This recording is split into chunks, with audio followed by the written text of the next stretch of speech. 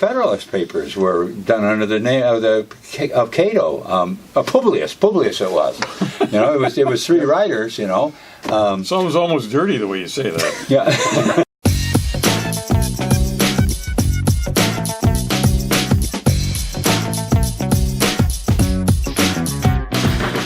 Good morning. Welcome back to Talking Racine. And no, you are not experiencing deja vu. This is an entirely new episode. Mr. George Myers on Glad to hear left. that. Mr. Jim Spodek, our producer. And I'm Dr. Ken Jorgen, your host. And Talking Racine today is going to take on the press. And technically, I guess we're kind of part of that. Yep. I mean, we're independent. We do investigate local issues and talk about them. And we want to talk about the what's recognized as probably the main media here in Racine, and that's the Racine Journal-Times. And I thought we were going to talk about freedom. Well, we're trying. Freedom in the press. What's that? We're going to try and inspire them to feel free. Oh, okay. Yeah. Is that what it is? I mean, the free press has some opportunities, but it also has obligations and responsibilities that are incumbent with that freedom. And I don't feel, and I know you guys don't feel, that the Journal-Times has been fulfilling that role as effectively as it probably should, and I'm suspicious that there might be a couple people out there in the audience that feel the same way. Well, it was right up there in the First Amendment with freedom of religion, so we know it was put up pretty darn high when it came to the establishment of this country. Well, and I'll tell you what, 58 years ago, the President of the United States at that time, who was John F. Kennedy, on April 27th, 1961, gave a speech about the relationship between the press and the government. Yes, this is and the got some really good things. The activities in there, of the folks. Republic. Now you're going to play the whole thing somewhere else on the website. It'll be on the whole website. speech, yeah, but It's a 41-minute speech, so we're not going to play the whole thing because, well, we'd be left with nothing to talk about. Yeah. But Jim, you're going to play an excerpt right now, and then we're going to peel that apart a little bit and talk about how that relates to the current situation in Racine, Wisconsin. Go ahead and pop that on. The very word secrecy is repugnant in a free and open society. And we are, as a people, inherently and historically opposed to secret societies, to secret oaths, and to secret proceedings. Oh! Secret oaths, secret proceedings. Does that apply to anything that's going on in Racine? Well, that's right. And he says, people, as a people, we are inherently and historically opposed to those secret societies we're talking about. That is our tradition. Well, not just societies, but proceedings is what's particularly applicable to us here. And secret oaths, there's this whole thing. Right? And we're looking at, right now, staring right down the throat of, a secret proceeding. That's with the whole Sandy Wagner case. Secret court. And this is how inherently wrong it is and how opposed to our way of life is this whole thing about secretness. And that's why we've been pushing for openness open in government. Open records, that's another one. I mean, your government is your government, not their government, our government, and those open records should be freely readily given. accessible. Absolutely, especially in a technological age. We should have, that should automatically be available to us. You should be able to access it via the internet very quickly, very simply. Absolutely. In fact, that's one of the things we want to push forward when we get into the smart cities thing. We'd like to open up some more things there. But Kennedy, boy, he really nails it on this particular speech about the relationship between open records and freedom of the press and our society, a free society. Well, what we want to emphasize, though, is the Widener case. I mean, that's what we stopped that clip for right there, was the fact that this whole issue of open records is what Sandy was pushing for. Simple, and it was slideshow, and the clamps were put down. Presentation that people had already seen. And the important thing is that the press did not report that accurately. Yeah. They did not. The not only that, Journal you have but not the Journal-Times. John Kennedy was definitely a Democrat. The Democrats today went along with it. They went along with this secret. The proceedings, they're closing it down? Yeah. As a local party, they were the ones that were perpetrating it. Absolutely. So how far have they gone? So take a real good look and hard look at yourselves. Why don't you go ahead and reboot it there? We decided long ago that the dangers of excessive and unwarranted concealment of pertinent facts far outweighed the dangers which are cited to justify it. And you pronounced the name Gashakevitz. I know you struggle with that one. Yeah, I do. Concealment of pertinent facts. Well, let's. Yeah. Well, The dangers of excessive and unwarranted concealment of pertinent facts outweighs the dangers that are cited to justify it. Cited to justify it, and he made a public policy decision, is how he referred to it in the Yes, newspaper. A public exactly. policy decision that a judge made. That's not a judge's job whatsoever. In other words, the danger in concealing it outweighs the reasons for concealing it, is what he's saying. Yeah. Reword it. So, and that's a tremendously powerful thing, because you always hear reasons for. We're going to be going into the body cameras. And there's going to be reasons to conceal these things. Yep. And just remember that quote. The reasons, the necessity of showing it, the dangers of concealing it is greater than the reasons to conceal it. And that's what he said there in that sentence. Exactly. Right there. Let's get back to John. Even today, there is little value in opposing the threat of a closed society by imitating its arbitrary restrictions. Even today, there is little value in ensuring the survival of our nation if our traditions do not survive with it. George, I know that's Boy, a there's comment that that's near beauty. to you. There is little value in ensuring the survival of our nation if our traditions do not survive with it. That's something that George Orwell warned a long time ago. Yep. You have these wars, and you fight these wars to survive. And when you come out the other end, you have a greater tyranny. Let me ask you a question. And what good is it if you didn't bring your freedom with it? Can I ask you a question? Yes, you please ask me a question. Can you say Patriot Act? Yeah, I can say I'm going to that. say, I'm going to bring it down home. Can you say the Common Council gave it the rights of their actual rights as a representative of the community?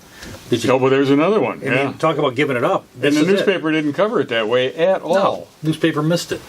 The council completely abdicated their responsibility to their role. Absolutely.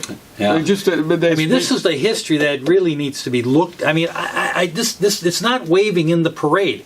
This is the important stuff that needs to be brought out, and government and people have to understand what their government is there for. It's our government. That's right, and sometimes it looks trivial when you come to things like maybe Sandy Widener case, but it's important. It's a tradition. It's a way of operating that we have to be very careful of it, because even if we survive it, if we continue down the road, if we've lost that freedom of openness in government and knowing what the government is doing, what good is it? What have you won? All right, this next sentence this is a doozy. And there is very grave danger that an announced need for increased security will be seized upon by those anxious to expand its meaning to the very limits of official censorship and concealment. Let's see. Wow. How do you spell that? Letteney. Have I got that right? That's Scott, the first part. Yeah. I'll tell you what else it is. I say that a little bit facetiously, but that's the type of Very thing. little Yeah. facetiousness, mostly fact. Well, you said you had a comment? Tell me Well, what it- when we talk about even the Racine Police Department and how the body cams, and we talk about the license plate readers, and all this invasion into privacy, and how are we as citizens combating that? I guess what you'd say is, it's there. Oh, we're going to protect you. You're not protecting me. I'm not afraid. This be afraid. That's one of the big justifications for it. We're going to Exactly. make things safe. Yeah. We're going to make We're things gonna make it secure. good for you. You're going to lose your freedom. You're not going to be able to move around anymore, but you will be safe. Right. I mean, is it really worth it? Well, and I think concealment is one of the motivations behind the foot dragging with the body cams. Absolutely. Because I keep hearing when they talk about stop and frisk or roadside stops looking for drugs or immigrants Yeah, or whatever. yeah. If you're not doing something wrong, you have nothing to worry about. Well, the same thing holds true for the police. If you're not doing something wrong, you have nothing to worry about. So the fact that they are struggling with this idea of body cams, that's a big red flag to me. I mean, if you don't have anything that you're worried about concealing, then what the heck is the problem with getting these body cams up and running, get them functioning? It's protection to you and to the citizenry. But it's Protect also everybody. It's also the argument that we need to keep these things secret so that we can be safe, so that you will be safe. And that's what he's talking about there. The security will be seized upon those anxious to expand its meaning to the very limit of official censorship. So that's what we've got to be careful of. We just need to go forward with this. And you know what? You have a lot better chance of surviving, a lot better chance of surviving well in a free society than you do in a very closed, safe, secret society. Absolutely. Well, go ahead. And no official of my administration, whether his rank is high or low, civilian or military, should interpret my words here tonight as an excuse to censor the news, to stifle dissent, to cover up our mistakes, or to withhold from the press and the public the facts they deserve to know. Wow, that really speaks to some local issues right there. No, it is. Huge. To withhold from the press and the public the facts they deserve to know. That is so critical to freedom, and to expanding, our way of life, and actually to even, I don't want to use the word affluence, but well-being and have a good standard of living. All that is critical to this freedom, this idea that we know what the government's doing, and we can therefore control what the government's doing. And here's the other thing: it's leadership. I mean, you're talking about a leader here who's not afraid to release information, to have a knowledgeable a public. That's a leader. This concealing, hiding, running from the truth, stifling dissent. That's the one that sticks out here. Yeah, exactly. I look at locally here, Machinery Row. There's $13 million gone. Nobody wants to talk about it. That's the next line. Cover up our mistakes. Exactly. Yeah. Cover our mistakes. Nobody reports on it. I haven't seen anything in the local JT about Machinery Row. And where's the money? Millions. We're talking about millions of dollars to a community that cannot afford that. And all the money that's been spent in the past.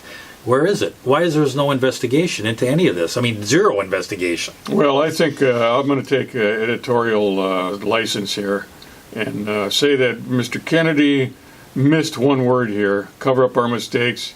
And crimes would be more applicable to the Machinery Row situation. To current day practices in government, as a matter of fact. Yeah. Okay, so let's go in a little bit deeper on our discussion on the Journal-Times specifically here. Just recently, it was reported that the Journal-Times is no longer going to be printed in the city of Racine.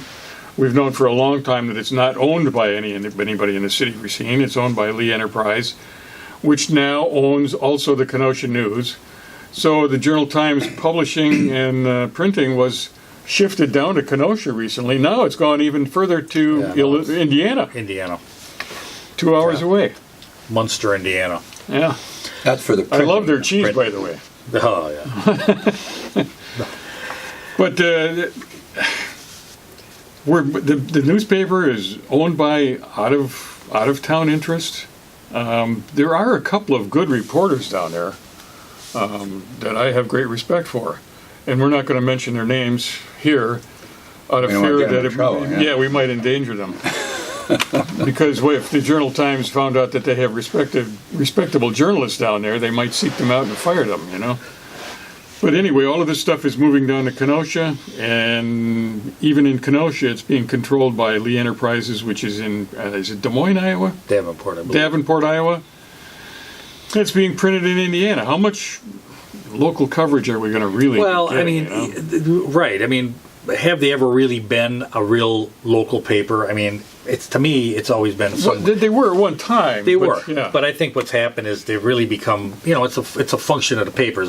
Granted, smaller papers have a harder time making it financially. So of course, the advertising is a big thing. So advertising becomes, I think, more of the focus than it does about really becoming a paper. I'll give them credit because you can go and find.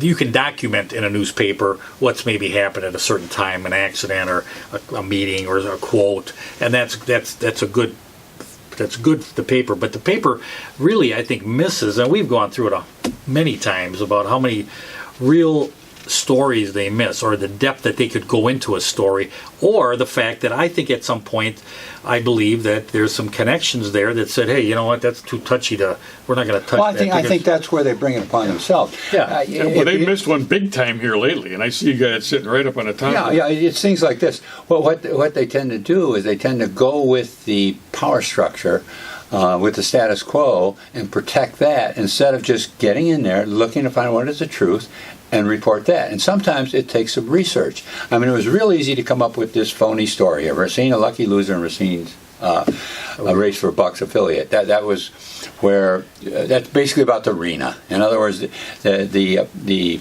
Journal Times is thanking Corey Mason for avoiding the problem with the arena, which is just silly. The only place you would get highly inaccurate. Yeah, the only place you would get a story like that is if you only read the minutes of the meeting where Corey Mason vetoed the arena. But behind that was a whole different story of just how that arena was defeated. Well, when he first announced that he was going to run for mayor, on the very day that John Dickert resigned from mayor or announced his resignation, and then he says, oh, by the way, there's a young man here who's going to run. What a coinkydink. And Corey Mason gets up and he talks about the importance of following through on the projects that are already in the pipeline. And one of them was, of course, the arena. And then not too long after that, he was interviewed down at WGTD. And we've got that on record, where he talks about one of the most important things that he wants to carry forward with is, among them is the development of a proposed arena and convention center. He was very much behind it. And that's public, right? That's a little bit more than the minutes. Hell, they might have even printed all they did is went to the minutes, but there it was in public, right, that he's been supporting the arena all along. And the fact of the matter is that the reason he had to change it was in order to get elected. He found out in going door to door, he did go around and talk to some people, that he said himself that this is probably the most hated issue he's ever run into in his years as a politician. Now the question, what should have been covered is who got the thanks for that? Well, they Who actually got thank you, Mr. Mayor, is what the newspaper said, and he had nothing to do with it. That's right. He was swept into the waves of having to get rid of it. He was a byproduct of the resistance. But there is an individual that did support it, and it was responsible for it, and we can thank Dennis Monte for that. Was he ever interviewed by the Journal Times? Was he ever brought on? I mean, we brought him on a show even. Yeah. He was on the show here. That's the local investigative report. He hasn't even investigated. You could trip over him. He was everywhere putting out arena signs. He had the signs out there that you all saw, the arena with the line through it, the circle with the line through it. He was the one that started the referendum to oppose the arena. He was getting people out to sign these things. Well, certainly they must mention his name here, don't they, George? He's not in here anywhere? Nowhere. That's incredible. Well, here's the thing. Now, we this is one story, but we've talked about a number of stories that, they touch the surface of it and they never dig down any deeper. Why? Now, we dug up a little bit that the publisher, Mark Lewis, was on RCEDC. Yeah. He was a member of our Racine County Economic Development Corporation, RCDC, which is there was a number of issues, Foxconn, Highway V expansion. There was a number of different things that they're involved with. So how much better does it get to get the publisher of the paper on your committee that is doing these developments or projects? I mean, it's kind of convenient, I would think. So are they really connected? Who's really connected here? Is this upper echelon that oversees? I think it was a good move, RCDC's point. Excellent. To get should give them a bank board. They should get them on a lot of stuff. Get on there so it's on their side. But we have the highest incarceration rate. I just read an article in the Milwaukee Journal, and they've had kind of an ongoing segment of the incarceration rate there. They talked about mental illness and the incarceration. They talked about the probation. This is just a series that ran in 1 week, and it's a number of different articles written by different reporters. You've got the same problems here, but somehow they're washed away. I mean, we've had... How many days has it been since Tyrese West was killed? We're in the 75 to 80s, somewhere in that time period. Yeah, and the newspaper has really been bereft of any significant coverage. And back to how we got into this part of the conversation is the finances of the paper. In other words, they're having trouble getting maybe reporters and stuff. But my question is if they had really honest reporting and really were digging in and had they should be thanking for being a lucky loser in a race for this arena. Would they be having a better circulation? Would more people be subscribing to the Journal-Times? Because here's where they can find out what's really going on, instead of coming up with false stories like this that has they fall into this truth. whole the city, and the city is they spoon feed them. I mean, how many press releases that's a big part of the problem. Yeah. How many press releases have gotten, and it's just like, well, we fill out this press release and we go. I've watched press releases that were wrong get printed wrong. I mean, I've seen student newspapers that are more controversial and more investigative. Yep. And again, like I say, there's a couple of people down there that are pretty good that we have great respect for, who we won't mention by name.